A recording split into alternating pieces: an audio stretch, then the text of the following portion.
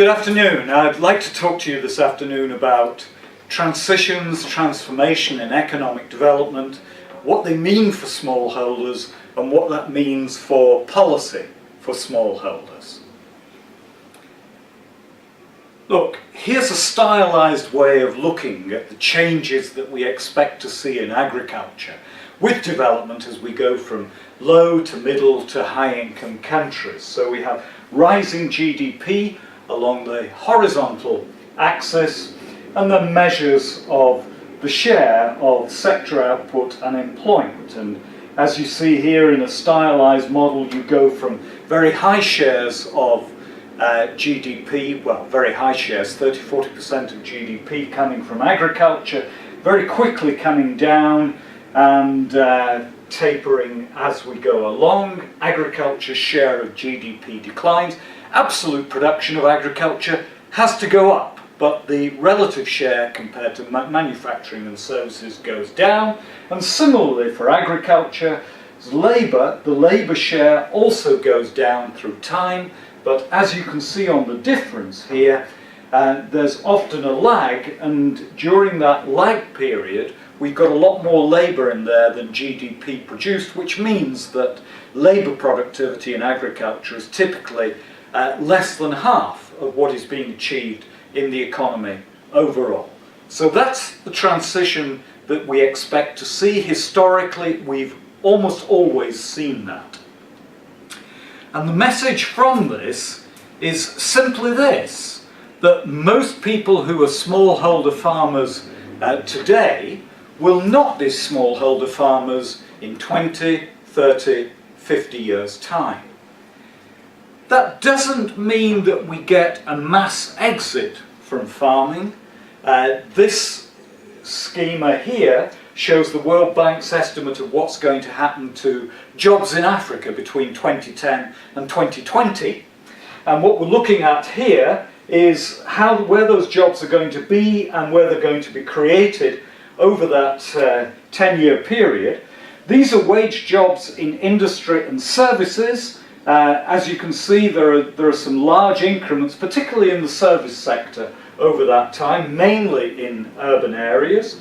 There's going to be a large increase in non-farm enterprises, both rural and urban, small-scale informal enterprises, some manufacturing, some services, and so on. There's agriculture, the biggest employer of the lot at the moment, and there will actually be some more agricultural jobs, but as a share of the total, agriculture's share will go down. But we're not seeing dramatic changes in the employment structure. It's a gradual transition which we're expecting to see over the next 10 years. Now, what this means is we have a set of choices and options for current smallholder farmers. And when we look at the jobs which are available, well, yes, some of those will be on farm. Farming will continue for some of the smallholders and some of the members of smallholder households.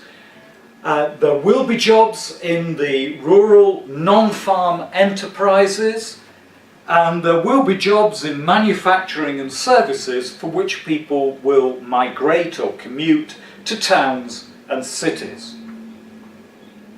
And this will take place where we see a transition out of agriculture, and in a highly stylized way, perhaps over dramatically to make the point.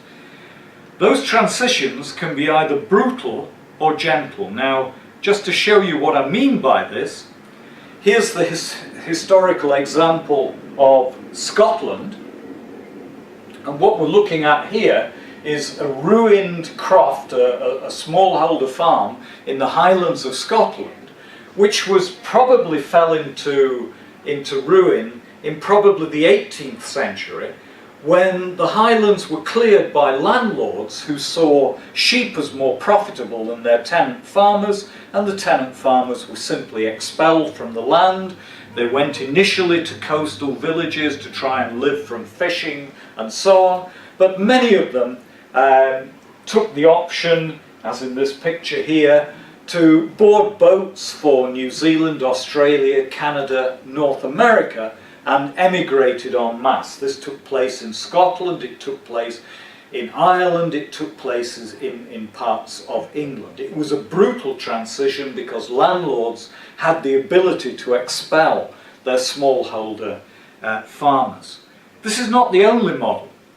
Rather romantically, these couple of pictures here show what took place in France, where the peasantry, the smallholder farmers of France, were much better protected with their rights, particularly after the revolution, and that allowed them to exit farming, to exit the villages over a much longer period on much better terms, with voluntary relinquishing of leaving agriculture or leaving rural areas on their own terms. There was nothing like the sharp break with the agrarian past that was seen in the British Isles. So the British Isles is a slightly problematic experience in agricultural transitions, because there's a tendency, because it was one of the first agrarian revolutions, to think that the brutal changes that were seen in the past of my country were somehow either necessary or efficient,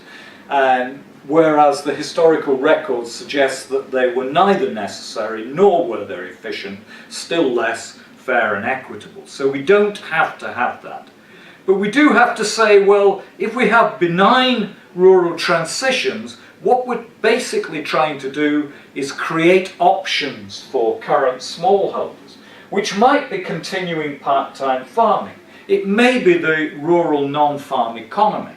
It may be jobs that are created by increasing links between rural and urban areas. It may be by migration to the cities to get the manufacturing and service jobs, or for some of the smallholders, it may be intensifying as small-scale, full-time commercial farmers.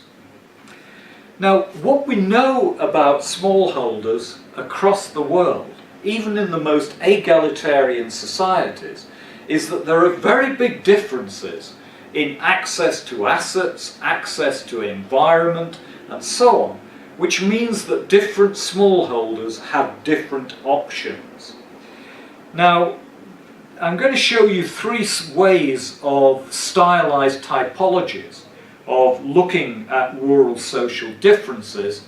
The first one comes from the OECD Development Assistance Committee, DAC, and they talk about 5 rural worlds. And they start off with the large-scale commercial farmers as their first rural world, after which we have a set of smallholder farmers who have the ability to intensify, commercialize, probably hiring in labour, producing mainly for the market.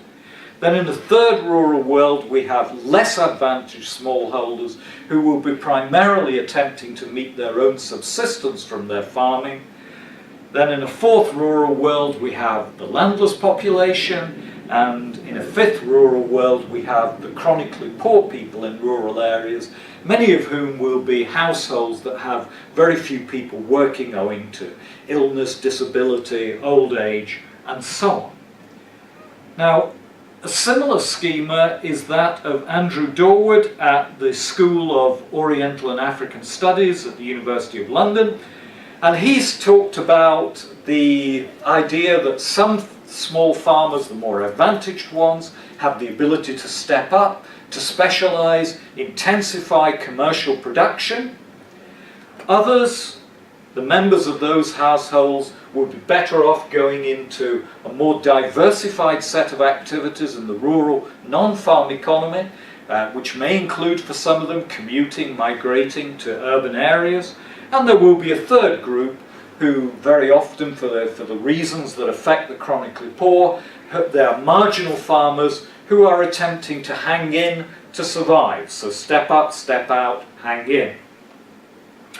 And a third schema, they are all rather similar schemas actually at base, is that produced by the Rural Development Center for Latin America, RIMIS, in Santiago de Chile, Julio Verdaguer and colleagues. And they say, look, when we look at smallholders in Latin America, we can differentiate them on a by two axes. One is their access to assets, that's land, livestock, financial capital, and so on, or the environment in which they farm, which has a physical element. It may be good soils, good rainfall, irrigation versus the contrary of that, or it may be the socioeconomic environment, good access to markets, public services, and so on. And that gives, within that space, three groups of farmers. Group A, who are advantaged because they either have lots of assets or they're in a very favourable environment, or both of those things. A Group C, who are marginalised because they don't have the assets, they're in a poor environment. And in between, a group of B farmers who are neither particularly advantaged or particularly disadvantaged. And we'll see the importance of this B group if we now look at Rimith's attempts to look at what the distribution of rural households across these categories may be for 12 Latin American countries.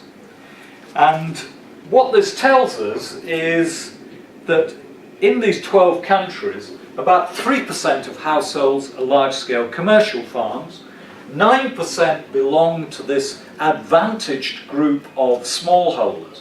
Now, both of these groups, given basic policies, can probably go ahead in a market environment and be full-time farmers with a decent income from farming. But then we have betwixt and between group, 20% of farmers who are not particularly advantaged, not so disadvantaged. And the interesting question then for ag development is, do we try and see if these people can be mainly farmers belonging with this group here, or do we see these people as rather quickly going out into the rural non-farm economy or to the cities? Then we have a full 43% who are marginal farmers, and lastly we have 25% of the population who are landless. Now, I think you can see the implications here for brutal transitions and benign transitions. If we have just 12% here going ahead under a market system with little public support, then 88% are going to be looking for something other than farming. It's probably going to be a brutal transition. If we can add in this 20% here, we've got a much less, we've got more people in farming, we've probably got stronger multipliers in the rural economy, creating jobs locally for people in the marginal and the landless categories. We've probably got the basics of a more benign and more gentle transition. So let's have a look now what the policy implications are for smallholder development. And the first point we have to make is, what happens to those marginal farmers? Well, they don't all leave the land. In fact, their exit from the land may be protracted and over quite a period. But as they get jobs outside of farming, and those jobs are reasonably well paid or better paid than being in farming, we're likely to see these people increasingly becoming part-time farmers, weekend farmers, holiday farmers, hobby farmers, yeah? And as they do so, they're likely to cultivate less of their land, and they are likely to progressively take parts of their farms and either entrust them, lend them, rent out, share crop, and eventually sell their land to their neighbours. But we're probably going to see in the short run, short and medium run, a lot of small-scale transfers of land on temporary arrangements with ownership still in the hands of the marginal farmers, but increasingly the operated area in the hands of their smallholder neighbours who are intensifying, specialising, building up their farms. So what do we need for policy for smallholders? Well, here are 4 things on the list. All farmers, small, large, or anything, need the basics of public policy for agriculture. And that is a rural investment climate that enables people to get on with farming, to invest, to innovate. It does not have to be a perfect rural investment climate. And they need the rural public goods. Those are the goods that the private sector won't provide through the market, and those are the roads, the power lines, the investment in people with health, education, clean water, and it's the provision of better technology and knowledge through agricultural research and extension services. But beyond that, for many smallholders, in particular the Class B smallholders in between, they are disadvantaged in modern supply chains in their interactions with formal firms, particularly in getting access to inputs and in getting access to finance. So we need to overcome those market failures, largely costs of information, which put smallholders at a disadvantage. Now that might be by reintroducing the state, as with some of the subsidised fertiliser distribution such as the Malawi experience, but we know that the state coming back in may be high cost and it may not be the most efficient way to do it. The alternative is we have private and collective institutional innovations such as contracting, such as cooperatives, associations, input dealer franchising schemes, agency models of contacting smallholders, and so on. There is a plethora of these initiatives, very often small-scale pilot initiatives in Africa at the moment, and we need to learn from those initiatives and see which are working well and which can be replicated or adapted to other circumstances. We need land policy that facilitates these small-scale temporary transfers, that recognises, that gives them some kind of legal backing, or at very least does not make them illegal, as applies in some countries. And we need simple land registration systems that would protect the rights of people who are vulnerable in times of change, when land is beginning to move around more actively than we've seen before. There is a set of agricultural policies for marginal farmers who are increasingly part-time farmers, those people with a quarter hectare, a half hectare producing food crops. There are intermediate ways that use relatively little capital, relatively little labour, that can double yields or more, and that can make a huge difference to people living in extreme poverty. It's the difference between producing enough food to cover 6 months, 9 months or 12 months a year, with very big potential gains to people who are extremely poor. And last but not least, we need to invest in people with the rural public goods. We need to give people the education, the skills, the good health, the good nutrition that will allow them, when they wish to look for jobs in manufacturing services, which will give them the capabilities to get the kinds of jobs that they need. So this is a policy thing here, which is a set of policies that will give people more options and the chance to choose their futures as and when it suits them in their different circumstances. Thank you for your attention.